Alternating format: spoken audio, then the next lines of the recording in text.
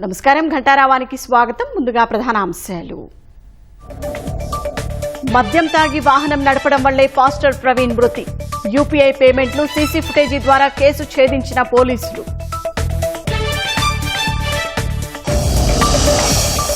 Inter మొదటి ఏడాదిలో 70, second ఇయర్లో 80% ఉత్తీర్ణత. అగ్రస్థానంలో కృష్ణా, గుంటూరు జిల్లాల విద్యార్థులు.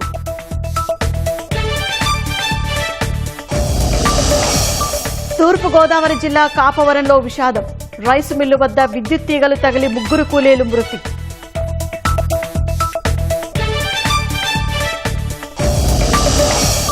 నాగ్పూర్లోని అల్యూమినియం ఫ్యాక్టరీలో పేలుడు. ప్రమాదంలో 5 మృతి, పలువురికి గాయాలు.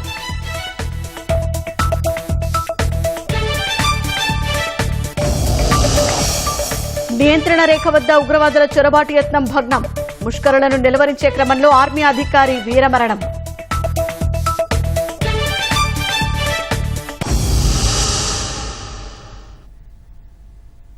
పాస్టర్ ప్రవీణ్ మరణంలో ఎలాంటి అనుమానాలు లేవని, రోడ్డు ప్రమాదంలోనే చనిపోయారని పోలీసులు తేల్చెప్పారు. పలుమార్లు మద్యం సేవించడమే కాక వేగంగా బైక్ నడపడం కూడా ప్రమాదానికి కారణమని వెల్లడించారు. మార్చి 24న రోడ్డు ప్రమాదంలో పాస్టర్ ప్రవీణ్ మృతి చెందగా హైదరాబాద్ నుంచి ప్రమాద స్థలి వరకు దాదాపు 600 సీసీ ఫుటేజ్లను పోలీసులు అధ్యయనం చేశారు. ఫోరెన్సిక్ ల్యాబొరేటరీ ద్వారా వాటిని విశ్లేషించి కొన్ని కీలక వీడియోలను మీడియాకు ప్రదర్శించారు. పోస్ట్ మార్టం నివేదికలోనూ పాస్టర్ ప్రవీణ్ మద్యం తాగినట్లు తేలిందని వెల్లడించారు. వారి యాక్సిడెంట్ అయిన వెహికల్స్ కి వారితో పాటు ట్రావెల్ చేస్తున్న హైవే మీద ట్రావెల్ చేస్తున్న వెహికల్స్ కి gap clearly observe.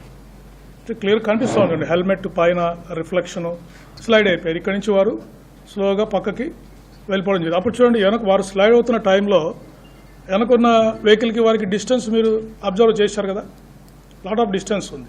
Road side బెరూమ్ మీద మట్టి కాకుండా ఈ కంకరాలు ఉండడం, ఈ కంకరాలు ఉండడానికి one of the contributing factor for the accident. ఎందుకు అక్కడ దాకా వచ్చిన తర్వాత వెహికల్ ఎవరికైనా అక్కడ వేగంగా వస్తున్నప్పుడు స్కిడ్ అయ్యే ప్రమాదం ఉంది. సో ఇది కూడా ఈ కండిషన్ ఆఫ్ ద రోడ్ కూడా ఈ యాక్సిడెంట్ జరగడానికి కారణమైందని వాళ్ళ ఒపీనియన్ ఫోరెన్సిక్ ఎక్స్పర్ట్స్ ఇచ్చారు. తర్వాత ఈ కారు గుంత కూడా చూస్తే 7 ఫీట్ ఆల్మోస్ట్ పైనుంచి చూస్తే 7 అడుగులు ఉంది.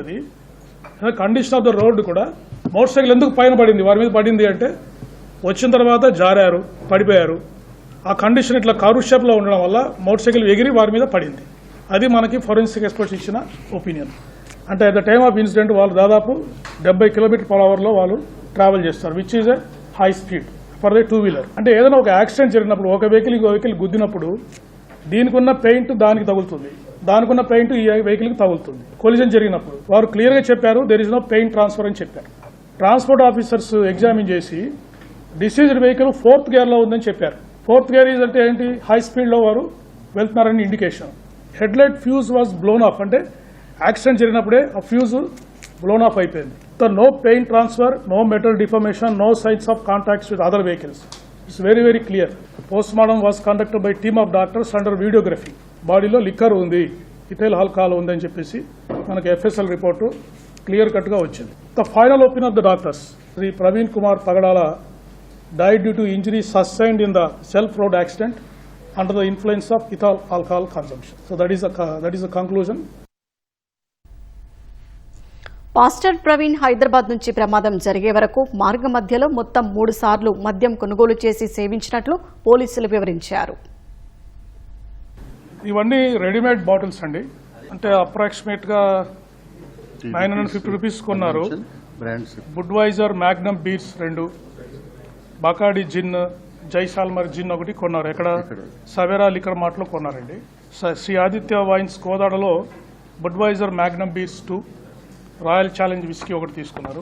నెక్స్ట్ నిపుణ్ టానిక్ వైన్స్ లో బకాడి జిన్ 1 తీసుకున్నారు. కొత్తగా ఆల్కహాల్ తీసుకుంటే వారికి ఎక్కువ మత్తు కలగచ్చు, కానీ అందుకే మీకు హిస్టరీ చెప్పాను. లాస్ట్ మార్చిలో కూడా వారు ఒకసారి ఇక్కడికి వచ్చినప్పుడు 2 సార్లు వైన్ షాప్కి వెళ్ళి వారు లిక్కర్ తీసుకున్నారు. అంటే వారికి ఇదివరకు కూడా అలవాటు ఉంది అని చెప్పేసి మనకు క్లియర్గా ఇండికేషన్ తెలుస్తాం. కాబట్టి ఆటోమేటిక్గా కొంత వారికి రెసిస్టెన్స్ కూడా డెవలప్ అయి ఉండొచ్చు. లిక్కర్ కన్జంప్షన్ చేసినా కూడా కంట్రోల్ చేసుకొని డ్రైవ్ చేసే ఉండొచ్చు. కానీ ఆ రోజు మీరు అబ్జర్వ్ చేస్తే 3 times ఈ consumed liquor according to the evidence. అందువల్ల ఎక్కువసేపు జర్నీ చేయడం, ఆ రోజు ఎండ ఉండడము, అవన్నీ కంట్రిబ్యూటరీ ఫ్యాక్టర్ అయి ఉండొచ్చు. రాజమహేంద్రవరంలో అవసరాల నిమిత్తమే హైదరాబాద్ నుంచి పాస్టర్ ప్రవీణ్ బైక్పై వచ్చినట్లు పోలీసులు చెప్పారు. ప్రమాదకర స్థితిలో ప్రయాణించకుండా ప్రవీణ్ను పోలీసులు నిలువరించే ప్రయత్నం చేసినా సహకరించలేదని తెలిపారు. ఇప్పుడు ఎందుకు 2-వీలర్ వాడారు అంటే వారు ఇక్కడ ఒక స్థలం కొనుగోలు చేశారు, అక్కడ వారు కాలేజ్ పెట్టాలని ట్రై చేస్తున్నారు. సో లోకల్గా వచ్చి ఇక్కడే వెహికల్ పెట్టుకొని ఎప్పుడు వచ్చినా కూడా వెహికల్తో తిరగచ్చు అని వారి ఉద్దేశం ఉండొచ్చు. అది ఇన్వెస్టిగేషన్లో ఏమి రివీల్ అయిందంటే హైదరాబాద్లో వారి ఫ్రెండ్ ఎవరైతే వారి క్లోజ్ అసోసియేట్ ఉన్నారో మోటార్ సైకిల్ రిపేర్ చేయడానికి వెళ్ళారు. వారు మోటార్ సైకిల్ రిపేర్ చేస్తే నేను రాజమండ్రికి మోటార్ సైకిల్ మీద వెళ్తున్నాను అంటే రాజమండ్రికి మోటార్ సైకిల్ మీద వెళ్ళొద్దు, ట్రైన్లో పంపించి నువ్వు పో అని చెప్పి, అక్కడ అవసరం ఉంటుంది రాజమండ్రిలో మోటార్ సైకిల్తో అంటే ట్రైన్లో పంపించి నువ్వు పోవాయా అని చెప్తే కూడా వినకుండా వారు మోటార్ సైకిల్లో ట్రావెల్ చేశారు. ఫుడ్ ప్లాజా దగ్గర పడిపోయారు. బస్సు కూడా వారికి మేజర్ యాక్సిడెంట్ మిస్ అయ్యారు. అక్కడ కూడా వారికి రెస్ట్ తీసుకునే అవకాశం ఉండేది. బట్ ఐఎమ్ ఆల్ రైట్ అని చెప్పేసి మళ్ళీ అక్కడి నుంచి బయలుదేరి వచ్చేసారు. రామవరం పౌడర్ ఇంగు దగ్గర ఎస్ఐ స్టాఫ్ వారిస్తున్నారు, కొంచెంసేపు రెస్ట్ తీసుకొని పోండి, లాడ్జ్లో ఉండండి మీరు తీసుకోండి అని ఎస్ఐ గారు చెప్పారు.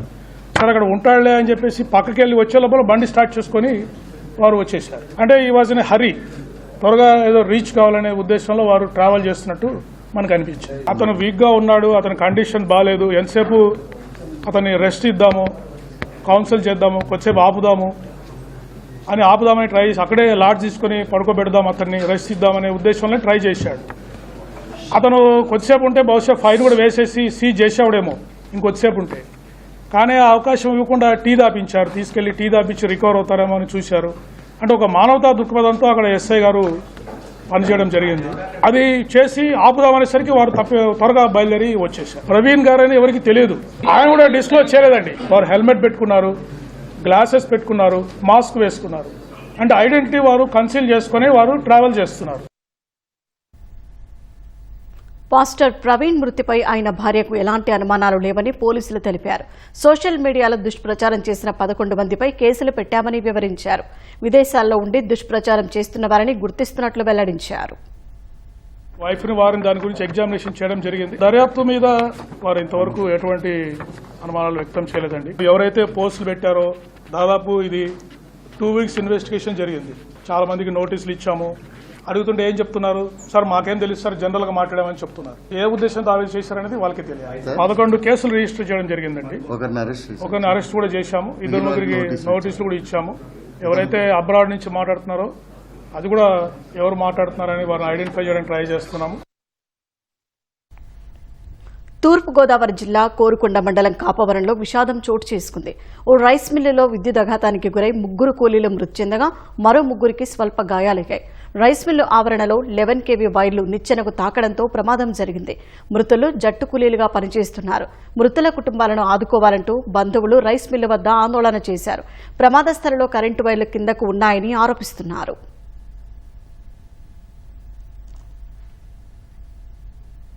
అన్నమయ్య జిల్లా ఎం రాజపల్లిలో ఈత సరదా 3 చిన్నారుల ప్రాణం తీసింది.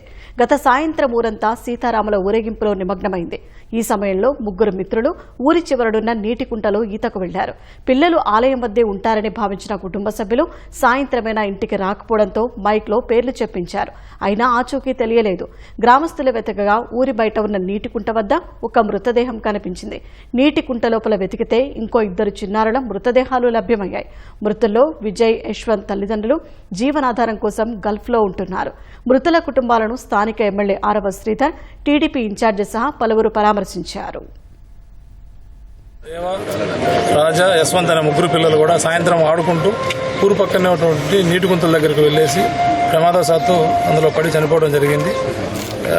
ఊర్లో గ్రామంలో ఉత్సవాలు జరుగుతున్నాయి కాబట్టి అందరూ అక్కడ ఉన్నారని చెప్పేసి తల్లిదండ్రులు భావించి వాళ్ళ గురించి కొంచెం నిదానంగా చూసేసరికి అక్కడ చనిపోయడం జరిగింది. తల్లిదండ్రులకు ఒకసారి పోలీస్ తరఫున విజ్ఞప్తి ఏమంటే, ఈ వేసవి సెలవులు వస్తున్నాయి కాబట్టి పిల్లలందరూ ఇంటి దగ్గర ఉంటారు, ఆడుకుంటూ ఈ నీటి గుంతలు ఇలాంటి దగ్గరికి వెళ్తూ ఉంటారు కాబట్టి వాళ్ళు ఎక్కడుంటున్నారు ఏంటి అనేది ప్రికాషన్స్ తీసుకోవాలి. మరి చిన్న చిన్న నీటి గుంతల చుట్టూ కూడా కంప ఇవన్నీ వేయటం వల్ల కూడా కొంతవరకు మనం ప్రికాషన్స్ తీసుకోవచ్చు. కాబట్టి తల్లిదండ్రులకు ముఖ్యంగా చెప్పేది ఏమంటే, ఈ నీటి గుంతలు మరియు రోడ్డు ప్రమాదాలు కూడా ఇళ్లకు వచ్చి సెలవుల్లో వచ్చి బైక్లు వేసుకునేసి పోతా ఉంటారు. కాబట్టి బైకులు ఇవ్వకుండా జాగ్రత్తగా ఉండాలని చెప్పేసి పోలీస్ తరఫున విజ్ఞప్తి చేస్తారు. సత్యసాయి జిల్లా పరిగిలో కారు అదుపు తప్పి బోల్తా పడిన ఘటనలో ఒకరు మృతి చెందగా మరొకరు గాయపడ్డారు. హిందూపురం నుంచి మడకసిర వైపు వెళ్తున్న కారు తెల్లవారుజామున 4 గంటల సమయంలో అదుపు తప్పి పరిగి చెరువు కట్ట సమీపంలో అదుపు తప్పింది. రోడ్డు పక్కనున్న గొర్రెల షెడ్లోకి దూసుకెళ్లింది. కుక్క అడ్డు రావడం వల్లే ప్రమాదం జరిగిందని క్షతగాత్రుడు తెలిపారు.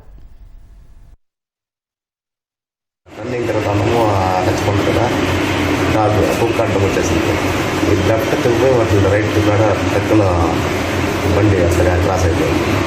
అది వల్ల వర్షం పడి మనకి స్కిడ్ అయింది బండి. రాష్ట్రంలో ఇంటర్మీడియట్ ఫలితాలను విద్యా ఐటీ శాఖల మంత్రి నారా లోకేష్ ఎక్స్లో విడుదల చేశారు. ఇంటర్ ప్రథమ సంవత్సరంలో 70% ఉత్తీర్ణత సాధించగా రెండో ఏడాదిలో 83% ఉత్తీర్ణత నమోదైంది.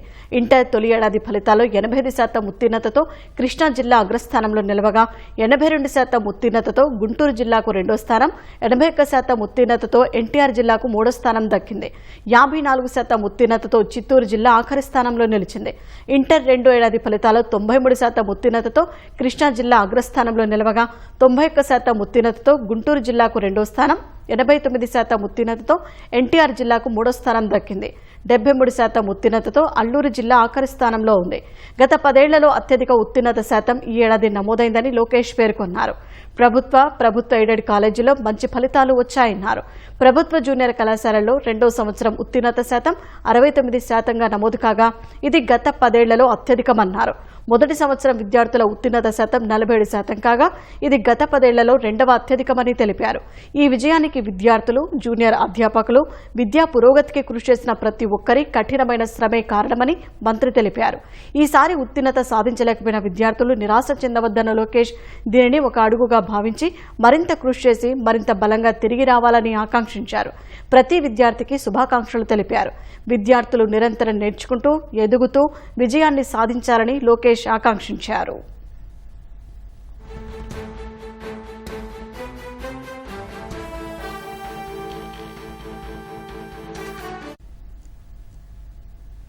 రాష్ట్రంలో మున్సిపల్ కమిషన్లతో మంత్రి నారాయణ టెలికాన్ఫరెన్స్ నిర్వహించారు. కమిషన్లంతా ఉదయం 6 గంటలకే క్షేత్ర పర్యటనలు చేయాలని మంత్రి ఆదేశించారు.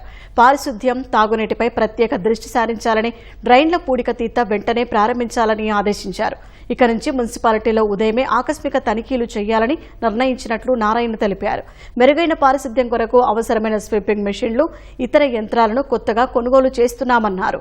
ఆరోగ్య కారణాలతో క్షేత్రస్థాయి పర్యటన చేయలేని అధికారులకు డైరెక్టర్ కార్యాలయంలో బాధ్యతలు అప్పగిస్తామన్నారు.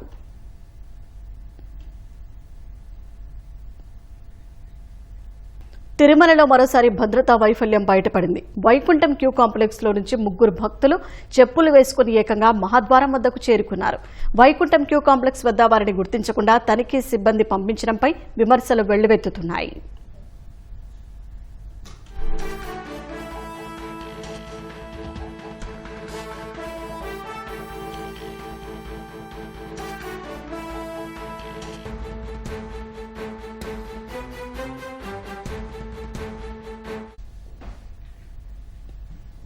ట్రంప్ టారిఫ్ల దెబ్బకు గడగడలాడుతున్న రొయ్య రైతులకు కాస్త ఉపశమనం కల్పించేందుకు ప్రభుత్వం చేసిన ప్రయత్నాలు ఫలిస్తున్నాయి. ముఖ్యమంత్రి చంద్రబాబు ఆదేశాల మేరకు రొయ్యల మేత ధరను తయారీ సంస్థలు కిలోకు ₹4 తగ్గించాయి. ఈ మేరకు రొయ్యల మేత తయారీ సంఘం అధ్యక్షుడు బీదమస్తాన్ ఓ ప్రకటన విడుదల చేశారు. ఈ నిర్ణయం రైతులకు ఉపశమనం కలిగిస్తుందని పేర్కొన్నారు. ఆక్వా రైతుల ప్రయోజనాలు కాపాడేందుకు సీఎం చంద్రబాబు చొరవ చూపుతున్నారని ప్రకటనలో తెలిపారు. శతాబ్ది ఉత్సవాలకు ఆంధ్ర విశ్వవిద్యాలయం ముస్తాబవుతోంది. ఈ నేపథ్యంలో వర్సిటీ ఆస్తులపై అధికారులు దృష్టి పెట్టారు. 100 ఎకరాల్లో ఉన్న స్థిరాస్తులపై సర్వే చేపట్టారు. అన్యాక్రాంతమైన భూములను స్వాధీనపరుచుకుంటూ జీవీఎంసీ జిల్లా యంత్రాంగానికి ఇచ్చిన ఆస్తులకు ప్రత్యామ్నాయం ఇవ్వాలని వర్సిటీ అధికారులు కోరనున్నారు. ఏప్రిల్ 26న జరగనున్న 100 సంవత్సరాల వేడుకకు ముందే వర్సిటీ స్థిరాస్తులను పరిష్కరించేలా ప్రణాళికలు రచిస్తున్నారు. విశాఖ ఆంధ్ర విశ్వవిద్యాలయం శతాబ్ది ఉత్సవాలు దగ్గర పడుతున్న వేళ ఆంధ్ర యూనివర్సిటీ స్థిరాస్తుల్ని సంరక్షించుకోవడానికి నడుం కట్టింది. ప్రధానంగా చూసుకున్నట్టయితే ఆంధ్ర యూనివర్సిటీ సంబంధించినటువంటి అనేక స్థిరాస్తుల్లో స్థానిక సంస్థలకు, జిల్లా ప్రభుత్వ యంత్రాంగానికి కూడా చాలా వరకు స్థలాలను లీజుకి ఇచ్చారు. ఆంధ్ర యూనివర్సిటీలో ఇది విశాఖ జిల్లా కలెక్టర్ వారు ఉండేటువంటి నివాస ప్రాంతం. విశాఖపట్నం పోలీస్ కమిషనర్, ఇతర ప్రభుత్వ అధికారులు అందరూ కూడా ఆంధ్ర యూనివర్సిటీలోనే వీరంతా కూడా నివసిస్తూ ఉంటారు. నగరపాలక సంస్థ కూడా ఆంధ్ర విశ్వవిద్యాలయం సంబంధించినటువంటి అనేక స్థిరాస్తుల్ని వినియోగించుకుంటోంది. ఆంధ్ర యూనివర్సిటీకి ఉన్న ఆస్తులు ఎక్కడెక్కడ ఉన్నాయి ఏంటి అనేది అవగాహన కల్పించడం కోసం ఈ మధ్యన మేము సర్వే చేపట్టాము. ఆంధ్ర యూనివర్సిటీ బౌండరీస్ వాల్స్లో కాంపౌండ్ వాల్స్ అది లేవు, అది చాలా పోరస్గా ఉంది, చాలా ఇబ్బందిగా కూడా ఉంది మాకు. చాలామంది ఎప్పుడు పడితే అప్పుడు ఎవరో ఒకరు వచ్చి టెంట్లు వేయటం లేకపోతే గుడిసెలు వేయటం అలాంటివి చేస్తున్నారు. ఎక్కడైతే ఆక్యుపేషన్ జరిగిందో వాటన్నిటినీ మేము మళ్ళీ తిరిగి చేసి అక్కడ ఫెన్స్ వేయటం లేకపోతే గోడ కట్టడం అనుకున్నాము. మాకు సుమారు 500 ఎకరాల వరకు ఉన్నాయి. మాకు ఈ క్యాంపస్ సౌత్ క్యాంపస్ నార్త్ క్యాంపస్సే కాకుండా మాకు శివాజీపాలెంలోను ఎంవిపి కాలనీలోను మధురవాడలోను కూడా మాకు డోనర్స్ ఇచ్చిన స్థలాలు అవి ఉన్నాయి. అవి వాటి కూడా దృష్టి పెట్టాము. యూనివర్సిటీ స్థలాలు ఒక 2.5 ఎకరాలు వేరియస్ పీపుల్ ఆధీనంలో ఉంటే అవన్నీ స్వాధీనం చేసుకుని అక్కడ కూడా కాంపౌండ్ వాల్ కట్టాము. అఫ్కోర్స్ అది కోర్టుల్లో కూడా కేసులు నడుస్తున్నాయి. బట్ వాటిని కూడా మేము డిఫెండ్ చేసుకుంటూ మా స్థలాలన్నీ కూడా మేము కాపాడుకుంటూ వస్తున్నాము. ఇంకా కొన్ని గవర్నమెంట్కి కావాల్సిన కొన్ని మున్సిపాలిటీ వాళ్ళకి, జీవీఎంసీ వాళ్ళకి, బిఎంఆర్డీ వాళ్ళకి కూడా తీసుకున్నారు మా దగ్గర నుంచి. అవి కూడా మేము తీసుకోవాలనే ప్రయత్నంలో ఉన్నాం వెనక్కి. ఎందుకంటే అది మా ఒప్పందం ద్వారా తీసుకున్నాము. మేము ఇచ్చిన దానికి ఎక్కడో మళ్ళీ మాకు ల్యాండ్ అలాట్ చేస్తున్నారు. అది కూడా మేము ఇప్పుడు లెటర్ రాయిపోతున్నాము మున్సిపాలిటీకి. సెంటినరీలు అన్ని పూర్తి చేసి ముస్తాబోవాలనుకుంటున్నాం అన్ని. ఆంధ్ర విశ్వవిద్యాలయం సంబంధించినటువంటి ఆస్తులను పరిరక్షించడం కోసం నడుము కట్టింది. శతాబ్ది ఉత్సవాల సమయంలో మరోమారు మహానగరపాలక సంస్థకు, జిల్లా యంత్రాంగానికి కూడా వినతులు సమర్పించి ప్రత్యామ్నాయ స్థలాలను తమకు అందించాలనేటువంటి అభ్యర్థన కూడా ఆంధ్ర యూనివర్సిటీ చేస్తోంది. కెమెరా పర్సన్ ఏ శ్రీనివాస్తో ఆదిత్య పవన్, విశాఖపట్నం. ఆక్రమణలు, చట్టపరమైన వివాదాలు, సరైన నిర్వహణ లేకపోవడం వంటి సమస్యలతో సతమతమవుతున్న వక్ఫ్ ఆస్తులకు వక్ఫ్ సవరణ చట్టంతో ఎంతో మేలు చేకూరనుంది. వక్ఫ్ ఆస్తుల్లో అవినీతి తగ్గడంతో పాటు పారదర్శకత తీసుకురానుంది. వక్ఫ్ బోర్డులో మహిళలు, పేద ముస్లిం వర్గాలకు చెందిన సభ్యుల చేరికతో లబ్ధిదారులందరికీ సమన్యాయం జరగనుంది. వివాదాల్లో ఉన్న వక్ఫ్ ఆస్తులకు సంబంధించిన కేసుల్లో వేగవంతమైన విచారణకు వక్ఫ్ సవరణ చట్టం దోహదపడనుంది. వక్ఫ్ ఆస్తుల సక్రమ వినియోగం ద్వారా పేద ముస్లిం వర్గాల చదువులకు, వైద్యానికి ఉపయోగపడనున్నాయి. India has over 8.72 lakh Waqf properties dedicated to religious and charitable causes. However, mismanagement, encroachments, and legal disputes have prevented these assets from fully benefiting the Muslim community. The Waqf Amendment Bill, 2024, known as the Umeed Bill, aims to transform the management of Waqf properties, turning them into a powerful tool for the upliftment of Muslims in India.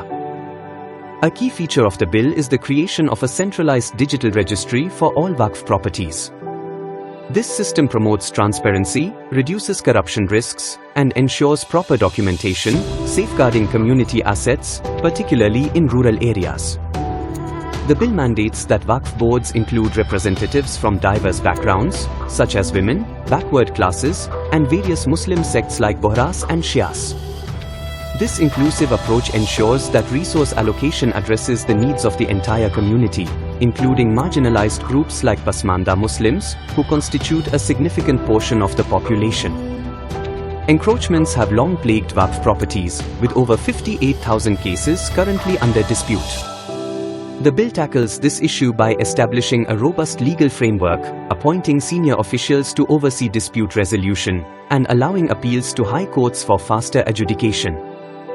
This ensures fair and informed decisions, protecting vital community assets such as mosques, schools, and graveyards from unlawful occupation.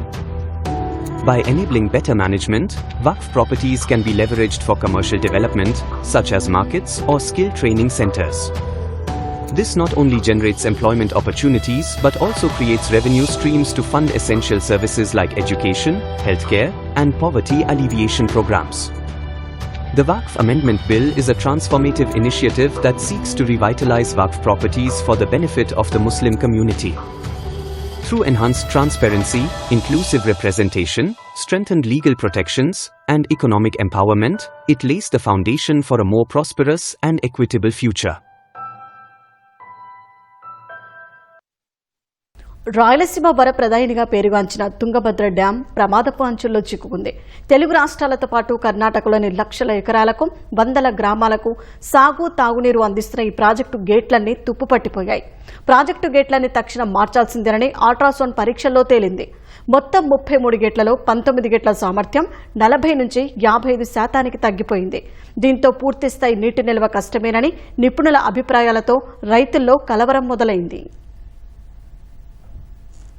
Tungabhadra ప్రాజెక్టులో మొత్తం 33 గేట్లు మార్చాల్సిందేనని తాజా అధ్యయనం తేల్చి చెప్పింది. కేంద్ర జలసంఘం, జాతీయ dam భద్రతా అథారిటీ, ఏకే బజాజ్ కమిటీ సిఫార్సుల మేరకు తుంగభద్ర ప్రాజెక్టులో మొత్తం అన్ని గేట్లు, ప్రాజెక్టు సామర్థ్యంపై సమగ్ర అధ్యయనం చేయించారు. రేడియోగ్రఫీ, అల్ట్రాసోనిక్, ఎంపీటీ, డీపీటీ పరీక్షల్లో నైపుణ్యమున్న కేఎస్ఎన్డీటీ సర్వీసెస్ అధ్యయనం చేసింది.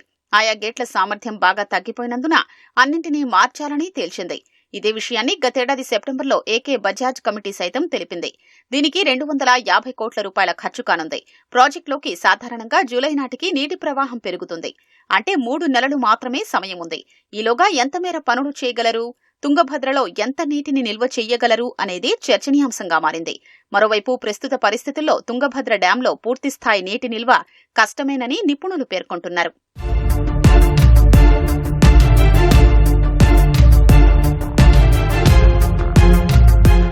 తుంగభద్ర డ్యాంలోని 32 గేట్ల సామర్థ్యాన్ని క్షుణ్ణంగా పరీక్షించిన కేఎస్ఎన్డీటీ సర్వీసెస్ భారీ నివేదిక ఇచ్చింది. ప్రతి గేటుకు 15 రకాల ఫలితాల్ని తెలియజేసింది. తలుపులన్నీ భారీగా తుప్పుబట్టి పెద్ద పెద్ద రంధ్రాలతో ఉన్నాయని, కొన్ని ప్రదేశాల్లో రంధ్రాల వల్ల గేటు ప్లేటు బాగా ధ్వంసమైనట్లు గుర్తించింది. గుస్సెట్ ప్లేట్లు, దిగువ స్టిఫెనర్లు, ఆ గేట్లకు సపోర్టుగా ఉండే గడ్డర్లు, సపోర్టింగ్ ప్లేట్లు కూడా బాగా తుప్పుపట్టి చిల్లులు పడ్డాయని నివేదికలో పేర్కొంది. గేట్లలో ప్లేట్లు అతికించిన ప్రదేశంలో వెల్డింగ్ అంతా బాగా దెబ్బతిని పగుళ్లు ఏర్పడ్డాయంది. రివిట్లు చాలా వరకు తుప్పుపట్టేశాయని, కొన్ని వాటి స్వరూపాన్నే కోల్పోయాయని గుర్తించింది. ఎండ్ బాక్స్ రోలర్లోనూ భారీ ఎత్తున తుప్పు పట్టేసింది. గేట్లు తుప్పు పట్టడం, అందుకనువైన పరిస్థితుల్లో ఎక్కువ కాలం ఉండడం వల్ల వాటి అసలు స్వభావం కోల్పోయి ఉండొచ్చని నివేదికలో పేర్కొంది. పాత వెల్డింగ్ జాయింట్లను మరమ్మతు చేసే పరిస్థితులు లేనందున మొత్తం గేట్లన్నీ మార్చుకోవాల్సిందేనని స్పష్టం చేసింది. సాధారణంగా ప్రాజెక్టు గేట్ల జీవితకాలం 45 ఏళ్లు. అయితే ఈ ప్రాజెక్టు నిర్మించి ఇప్పటికే 70 ఏళ్లు దాటింది. నిరుడు ఆగస్టులో 19వ నంబర్ క్రస్ట్ గేటు కొట్టుకుపోయింది. మెకానికల్ నిపుణుడు కన్నయ్య నాయుడు ఆధ్వర్యంలో తాత్కాలికంగా స్టాప్ లాక్ గేటు ఏర్పాటు చేసి మళ్లీ నీటిని నిల్వ చేశారు. ఏదో విధంగా సీజన్ గట్టెక్కించారు. ఆ తర్వాత ఏకే బజాజ్ ఆధ్వర్యంలో 6 సభ్యులతో నియమించిన సాంకేతిక కమిటీ ఈ గేట్లను అధ్యయనం చేసింది. తుంగభద్ర ప్రాజెక్టులో మొత్తం 33 గేట్లు దశలవారీగా మార్చాల్సిందేనని కిందటి ఏడాది నివేదిక ఇచ్చింది. 40 నుంచి 45 ఏళ్లకోసారి హైడ్రోమెకానికల్ భాగాలు మార్చాల్సి ఉన్నా తుంగభద్ర ప్రాజెక్టులో ఆ మార్పు చెయ్యలేదని తెలిపింది. జాతీయ డ్యాం భద్రతా అథారిటీ మార్గదర్శకాల ప్రకారం మొత్తం గేట్ల పరిస్థితిని మదింపు చేయించాలని బజాజ్ కమిటీ సిఫార్సు చేసింది. తర్వాత జాతీయ డ్యాం భద్రతా అథారిటీ బృందం కూడా తుంగభద్ర డ్యాంను సందర్శించి మొత్తం గేట్ల సామర్థ్యం తేల్చేలా పరీక్షలకు సిఫార్సు చేసింది. తమిళనాడులోని కరైకుడికి చెందిన సెంట్రల్ ఎలక్ట్రోకెమికల్ రీసెర్చ్ ఇన్స్టిట్యూట్ కూడా అధ్యయనం చేసి తుంగభద్ర గేట్ల ఏర్పాటు సమయంలో వెల్డింగ్ చేసిన చోట పగుళ్లున్నాయని, వాటిని అలా వదిలేయలేమని పేర్కొంది. నిపుణులతో సమగ్ర అధ్యయనానికి సిఫార్సు చేసింది.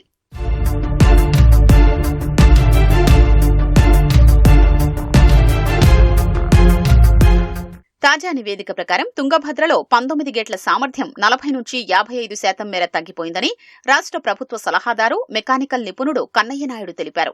అల్ట్రాసౌండ్ పరీక్షల ప్రకారం తుంగభద్ర డ్యాం గేట్ల పరిస్థితి ఇబ్బందికరంగానే ఉందన్నారు. వచ్చే సీజన్కు నీళ్లివ్వడం కష్టమేనని తేల్చి చెప్పారు. డ్యాం గేట్ల సామర్థ్యం ఎలా పెంచాలి, ప్రస్తుతానికి ఎలా గట్టెక్కాలనే అంశాల్ని పరిశీలిస్తున్నట్లు ఆయన వివరించారు. ఓ పక్క ఏఐ 5G అంటూ ప్రపంచమంతా సాంకేతికంగా దూసుకుపోతుంటే, మరోపక్క కొన్ని ప్రాంతాలు తాగునీటి కోసం ఇంకా ఆకాశం వైపు చూడాల్సి వస్తుంది. పల్నాడు జిల్లా బొల్లాపల్లి మండలంలోని గిరిజన గ్రామాలే దానికి నిదర్శనం. నాగార్జునసాగర్ కుడికల్వ అత్యంత చేరువలో ఉన్నప్పటికీ నీటి ఎద్దడి తప్పడం లేదు. వేసవి వస్తే చాలు భూగర్భ జలాలు ఎండిపోయి ప్రజలు దాహంతో కేకలు వేస్తున్నారు. వేసవి ప్రారంభంలోనే కుక్కెడు నీటి కోసం పల్నాడు జిల్లాలోని బొల్లాపల్లి మండలం అల్లాడుతోంది. మండలంలో గిరిజన గ్రామాలు తాండాలే అధికంగా ఉన్నాయి. వాటిలో నివసిస్తున్న ప్రజలకు ఇతర అవసరాలు పక్కన పెడితే కనీసం తాగునీరు కూడా అందక తీవ్ర ఇబ్బందులు పడుతున్నారు. వేలాది రూపాయలు ఖర్చు పెట్టి బోర్లు వేయించారు. వర్షాలు సకాలంలో పడితే బోర్లు బాగానే వస్తాయి. కానీ వర్షాభావ పరిస్థితుల్లో భూగర్భ జలాలు పూర్తిగా అడుగంటిపోయి బోర్ల నుంచి చుక్క నీరు కూడా రావడం లేదు. దీంతో కిలోమీటర్ల మేర నడుచుకుంటూ వెళ్లి వ్యవసాయ బోర్ల నుంచి వచ్చే అరకొరా నీటిని పట్టుకుని తెచ్చుకుంటున్నారు.